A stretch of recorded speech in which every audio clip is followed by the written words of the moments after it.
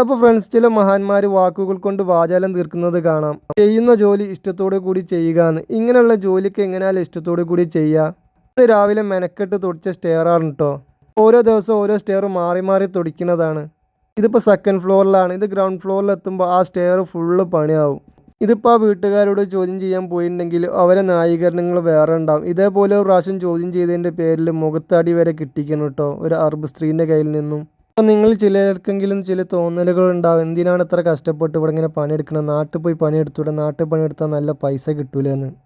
7 വർഷം കുവൈത്തിൽ ജോലി ചെയ്തതിന് ശേഷം 5 വർഷം നാട്ടിൽ നിന്നിട്ട് ഒരു 5000 രൂപ വരെ മാറ്റി വെക്കാൻ കഴിഞ്ഞിട്ടില്ല കേട്ടോ. ബുദ്ധിമുട്ടും പ്രയാസങ്ങളും ഉണ്ടെങ്കിലും അതിന് ശേഷം ഒരു സന്തോഷം ഉണ്ടാകുന്നുള്ള ആ ഒരൊറ്റ വിശ്വാസത്തിലാട്ടോ എല്ലാ ദിവസങ്ങളും ഇങ്ങനെ ഉന്തി തള്ളി നീക്കുന്നത്. മാഷാ അള്ളാ, വിചാരിക്കാത്ത കുറച്ച് കാര്യങ്ങൾ സാധിക്കാനും കുറച്ച് കാര്യങ്ങൾക്ക് തുടക്കം കുറിക്കാനും ഇവിടുന്നും പറ്റി.